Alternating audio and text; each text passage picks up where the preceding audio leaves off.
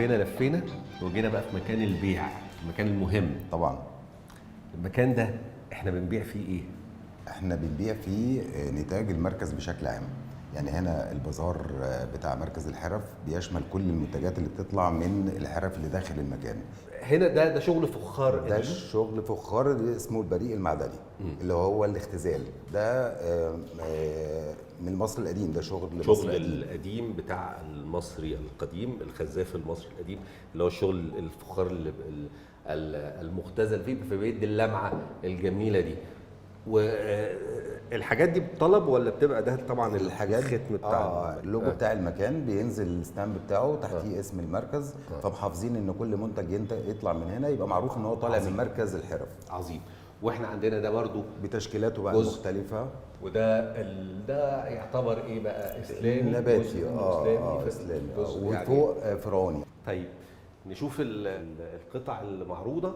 طبعا دي قطع، دي فازه جميله. فازه برضو دي امتداد، ده شغل برضو مصري قديم. ده كل ده مصري. ده ما دخلش، ده كده يعتبر ما دخلش الفرن اللي هي الحرقه الثانيه. بس ده نهائي. ده نهائي. ده على البيئه يعني. ما دخلش الحلقه الثانيه. مع ان طب والتلميع اللي جوه بقى ما دخلش برضو. لا هي الحلقه الاولانيه بالظبط. وبعد كده بترش الجريز. ده شغل النحاس. ده النحاس بالظبط كده. النحاس بتوظيفه بقى. يعني احنا بنتكلم في ان النحاس في جوه القطعه دي مثلا بيبقى نقش ورباسير. الرباسير اللي هو التأبيد. دي صينيه نحاس. لما سالت عليها ده نحاس احمر.